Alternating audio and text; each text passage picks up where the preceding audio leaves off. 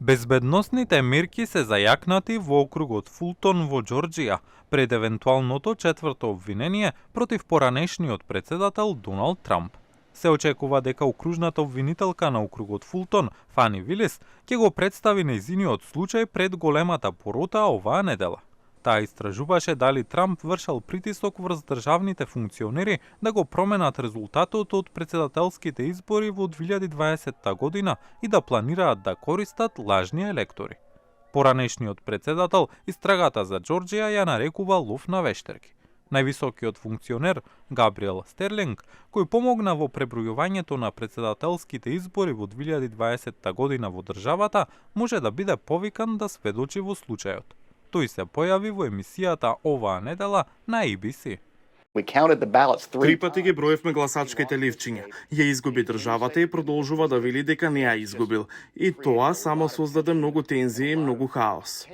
Стерлинг беше запрашан дали силната јавна критика на Трамп кон окружната обвинителка Вилис може да доведе до некаков вид насилство.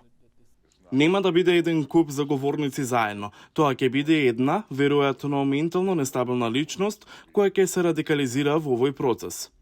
Ако поранешниот председател навистина е обвинет во Џорџија, гласачите ќе треба внимателно да ја проценат неговата председателска кандидатура во 2024 година, рече републиканскиот председателски кандидат Крис Кристи на ABC.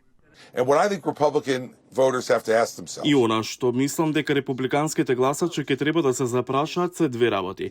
Прво, дали тој навистина е типот под обвинение во 4 различни случаи, со оглед на однесувањето што го направи некој што може да го победи Џо Бајден или кој било друг демократ во ноември 2024 година.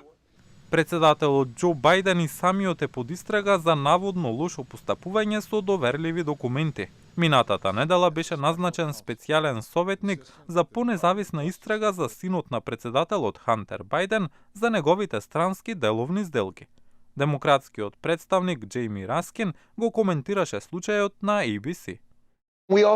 На сите ни изгледа јасно дека овој човек бил зависник од дрога и правил многу незаконски и погрешни работи. И ние рековме да дозволиме правосудниот систем да си тече. Откако неодамнешниот договор за признавање на вината на Хантер Бајден за даночно затајување и нелегално поседување оружје се разоткри, изгледите за неговиот случај сега да се суди се многу поголеми, според обвинителите.